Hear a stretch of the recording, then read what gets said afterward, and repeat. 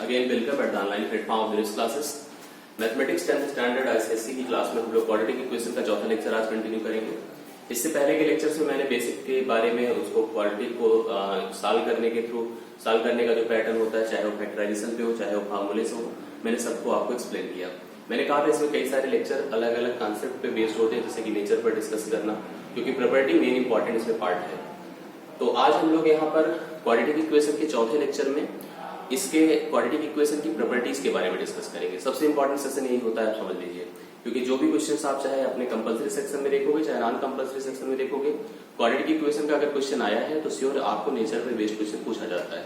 तो आज हम लोग डिस्कस करने जा रहे हैं about the nature of the quadratic equation, nature of the root of the quadratic equation, nature of roots of quadratic equation. समझो कि जो हम रूट फाइंड करते हैं such that they are called alpha and beta, that means this value will satisfy the equation.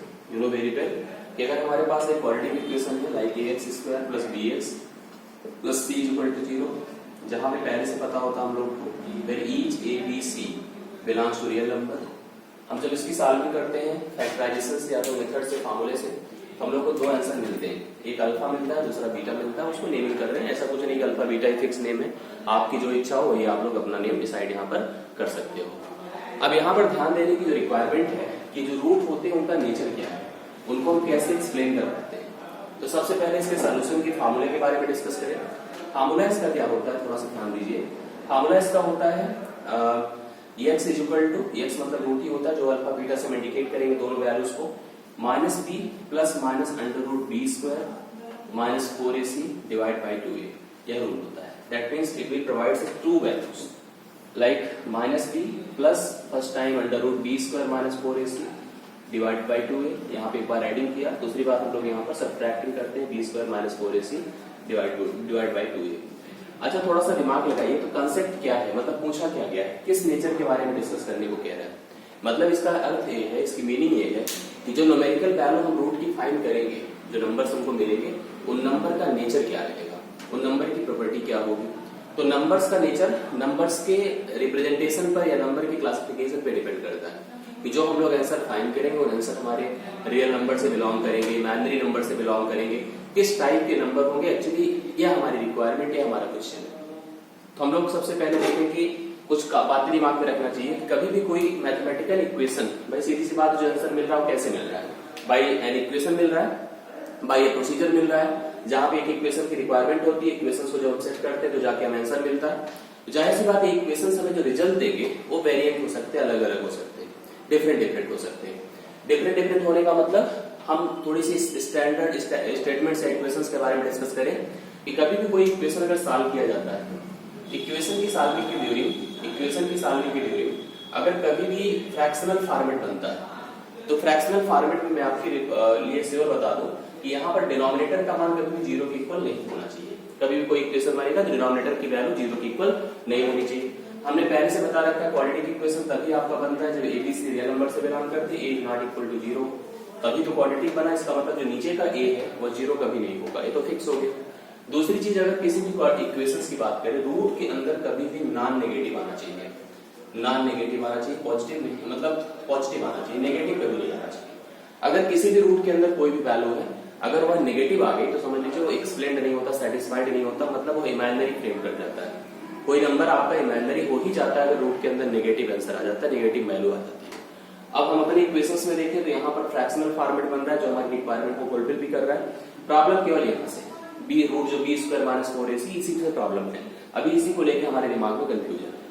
तो हम लोग जब भी किसी क्वाड्रेटिक इक्वेशन को सॉल्व करेंगे तो मुझे इस वैल्यू को अलग से हैंडल करना पड़ेगा, अलग से ट्रीट करना पड़ेगा, और इस अलग से वैल्यू को इस क्वाड्रेटिक इक्वेशन के हम लोग डिस्क्रिमिनेंट कहते हैं या डी से डिनोट करते हैं। डी से हम उसको डिस्क्रिमिनेंट कहते हैं,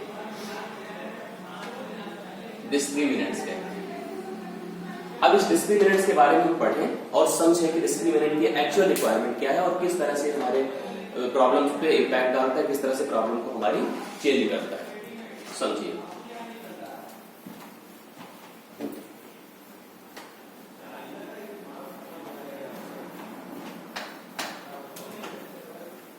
देखिए कोई भी अगर क्वाड्रेटिक इक्वेशन है, मैंने अभी बताया कोई भी क्वाड्रेटिक इक्वेशन है और क्वाड्रेटिक इक्वेशन हमारे पास अगर ax² plus bx plus c equal to 0 करके आया है, तो जो हमने यहां पर बताया कि हमारे पास एक वैल्यू बनकर आएगी डिस्क्रिमिनेंट।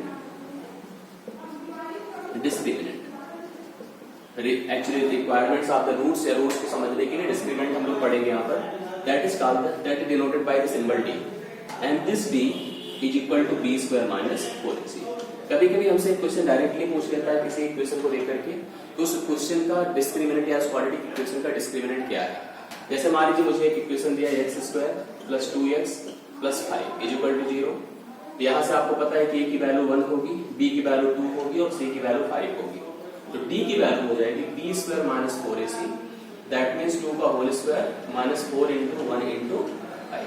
तो 2 जब 4 हो गया माइनस 4 5 20 हो गया, मतलब माइनस 16 हो गया। तो डिस्क्रिमिनेंट देखिए वहां से कितना हो गया माइनस 16। अब हम इसी डिस्क्रिमिनेंट के बिहाफ पे नेचर रूट का नेचर डिसाइड करते हैं। हम यहाँ पे कुछ अलग अलग सिचुएशंस दे रहे हैं, आपको समझिए कि कैसे कैसे यहाँ पे नेचर डिस्कस किया जाता है डिस्क्रिमिनेंट के बिहाफ पे। हमने देखा कि discriminant was the b² minus 4ac। हम पहली कंडीशन बताते हैं, if d is greater then 0, that means d means b² minus 4ac is greater then 0, that means b² is greater then 4ac। तो उस समय जो रूट्स रहेंगे हमारे पास, रूट्स क्या रहेंगे, रियल रहेंगे और यहां पर केवल रियल की बात करिए। यहां पर रूट्स हमारे पास क्या रहेंगे, रियल रहेंगे एंड अनइक्वल रहेंगे। क्या रहेंगे, अनइक्वल, अलग अलग।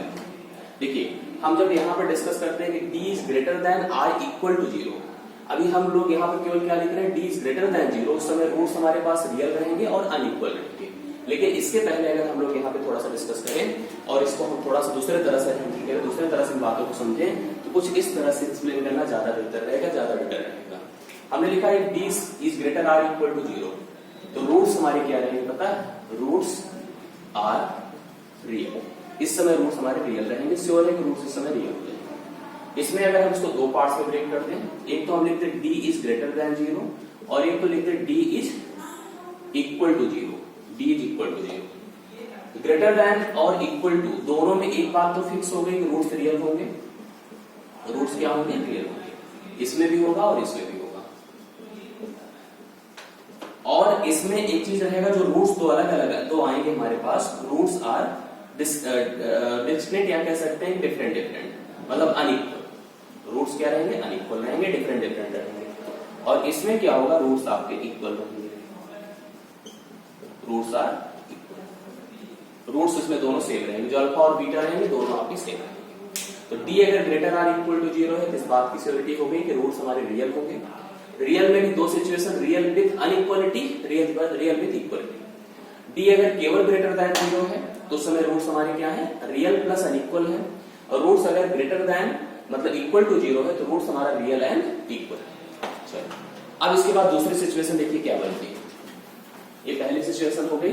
दूसरी कंडीशन भाई सीधी सी बात, एक बार ग्रेटर आर इक्वल टू 0 बनकर आया है तो दूसरा लेस देन 0 बनकर आएगा। Second, if b is less than 0, that means b² minus 4ac is less than 0, that means b² is less than 4ac। इस समय हमारा जो रूट रहेगा वह इमेजिनरी होगा एंड याद करने की चीज है कि यहाँ पर रूट्स हमारे इमेजिनरी होंगे और अनइक्वल होंगे तब जब b² is less than 4ac होगा। क्वेश्चन जो पूछे जाएंगे डायरेक्ट क्वाड्रेटिक इक्वेशन दिया जाएगा और पूछा जाएगा रूट्स हमारे क्या है, रियल है, उनका नेचर डिस्कस करने को आएगा। जैसे एक सिंपल सा क्वेश्चन मान लीजिए पूछा गया कि what about the discuss the nature of the given quadratic equation like x² plus x plus 1 is equal to 0 is given quadratic equation. We have to discuss about the nature of the quadratic equation, root of the quadratic equation. तो मैंने लिखा a is equal to यहाँ से 1 होगा, b भी 1 होगा और c भी 1 होगा। मैंने d फाइंड करने को सोचा तो b² माइनस 4ac होता है।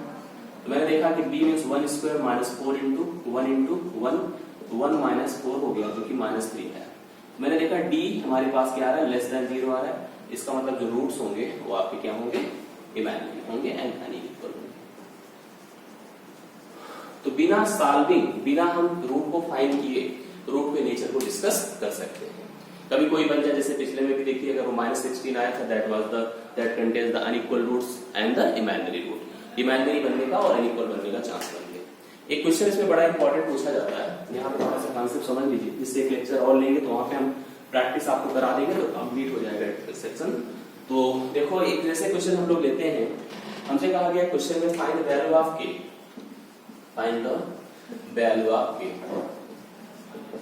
वैल्यू ऑफ के एक क्वेश्चन हम ले रहे हैं।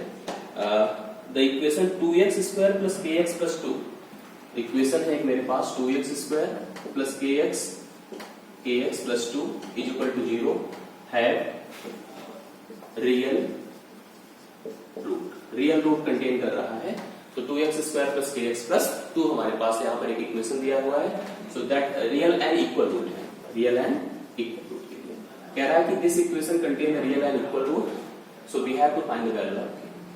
फॉर, अब यहाँ पर आपको सार्वनिक में लिखना पड़ेगा, for real and equal root, real and equal root b must be greater equal to 0, that means b square minus 4ac is equal to 0. तो b means k square minus 4 into 2 into 2 is equal to 0. तो k square minus 4 to the 16 is equal to 0. तो k square is equal to 16 होगा और k की value plus minus 4। तो k की दो value यहाँ पर ऐसी हो सकती है, अगर हम प्लस 4 लिखते हैं या माइनस 4 लिखते हैं, उन दोनों के लिए इक्वेशन हमारा कंटेन करेगा रियल एंड इक्वल रूट। तो मतलब अगर हम रियल एंड इक्वल रूट के लिए इक्वेशन एक प्लान करें तो हो सकता है 2x square plus 4x plus 2, या हम लिख सकते हैं 2x square minus 4x plus 2। दोनों equation real and equal root contain करेंगे, रख के चेक कर सकते हो, b स्क्वायर माइनस 4ac 0 हो जाएगा। यहाँ तक का कॉन्सेप्ट था जो नेचर डिस्कस करता है, डिस्क्राइब करता है। अब बुक्स में इस तरह के बहुत सारे क्वेश्चंस गिवन है, हालांकि मैं अगली क्लास में अगले लेक्चर में बहुत सारे ऐसे सिस्टम्स लूंगा जैसे मैं प्रैक्टिस कराते रहा हूँ, तो उसमें आपको प्रॉपर डिटेल्स समझ में आएगा। होप सो चीजें समझ में आई है, रिवाइज करो, प्रैक्टिस में रहो, टच में करो। Thank you so much.